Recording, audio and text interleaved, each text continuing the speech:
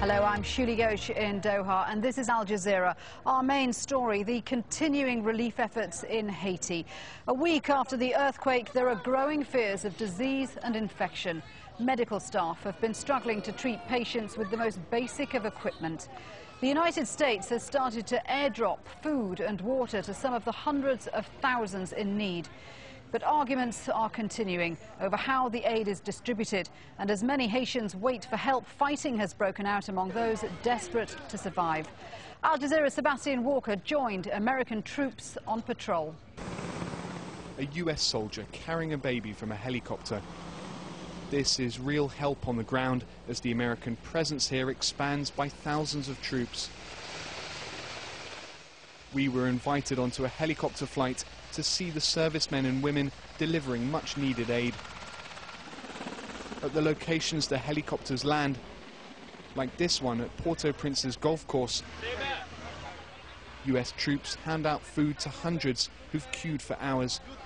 At the office of Médecins Sans Frontières, in one of the city's poorest neighborhoods, officials say 3 flights carrying vital equipment have been turned away in the past 2 days. Now they're struggling to cope. John O'Shea is founder of the Irish medical charity Goal. There should be an Eisenhower-like person who's calling the shots. There should be one entity running the show. The world has been screaming for years. I've been calling for it for over 20 years, maybe 30, since I went down and saw what Pol Pot was doing in Cambodia, for the establishment of a rapid response unit that would go to a situation like this. And the rest of us then, the aid agencies, would fall in behind, and that would be led by somebody who we all respected.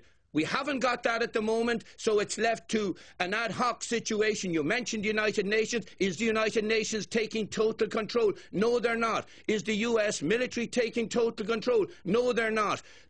And you can find comprehensive coverage of the Haiti relief effort on our website, along with background stories and reports, plus the rest of the day's news. Just go to aljazeera.net/English.